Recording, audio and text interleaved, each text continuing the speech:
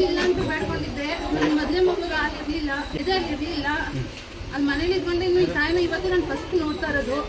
ಈ ಮಗುಗೆ ಹಾಲು ಇಳಿಲಿ ಅಂತ ಈಗಲೂ ಸಹ ಊಟ ಮಾಡಿಲ್ಲ ಅಂದ್ರೂ ಹಾಲು ಇಳಿ ಅಂತ ಬೇಡ್ಕೊಂತೀನಿ. ತಪ್ಪನೆ ಇಳಿಯುತ್ತೆ, ಸೆಕೆಂಡ್ ಇಳಿಯುತ್ತೆ ಹಾಲು. ಯಾವ ಊರು ತಂಗಿ? ಬೆಂಗಳೂರಿಂದ ಬಂದಿದ್ದೀವಿ. ಅಲ್ಲೇ ಬೇಡ್ಕೊಂಡು ಮನೆಯಲ್ಲೇ ಫೋಟೋ ನಾನು ಬಂದು ತಗೊಂಡು ಫೋಟೋ ಮುಂದೊಂದು ಮನೇಲಿ ಯಾವ ಪಾಪ ನನಗೆ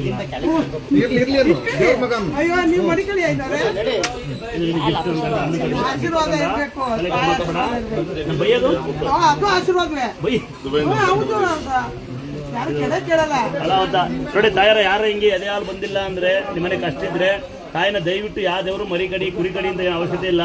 ಅಲ್ಲಿ ಶ್ರದ್ಧತೆ ಬೇಡ್ಕೊಳ್ಳಿ. ನೀವು ಯಾರಾದ್ರೂ ಹಿಂಗೆ ತೇರ್ ತಗೊಂಡ ಪುಣ್ಯಾತ್ಮ ಅಕ್ಕಪಕ್ಕ ಮನೆ ದಯವಿಟ್ಟು ತೇರ್ತ ಕೊಡಿ. ಸಾಧ್ಯವಾದ ನಿಮ್ಮ ಮನೆ ಗಡಿಯಾರ ಟಿಬಿಟ್ಟು ಫೋಟೋ ಇಡಿ ಸಾಕು. ನಂಬ್ಕೊಳ್ಳಿ, ನಂಬಿಕೆ ಇರಲಿ.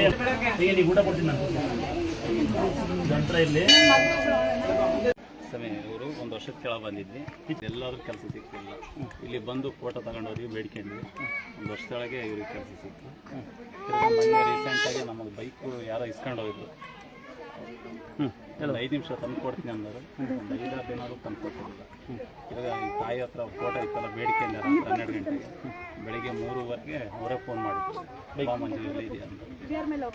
ಭಕ್ತರಿಗೆ ಭಗವಂತ ಕಾಣಿಸ್ತಾರೆ ಸಿಗ್ತಾನೆ. ಇನ್ನೊಂದು ಸಮಯ ನನ್ನದು ಕಾರ್ ಐತೆ, ಬಾಡಿಗೆ ಟೈಮ್ನಾಗ ಅದೊಂದು ಬೇಡಿಕೊಂಡ್ರೆ ಅದು ಏನೇನೋ ಗೊತ್ತಿಲ್ಲ, ಆಟೋಮೆಟಿಕ್ ಫೋನ್ ಬಾಡಿಗೆ ನಿಜ ಅದು. ತಮ್ಮ ಭಕ್ತಿ ಒಂದ್ಸರಿ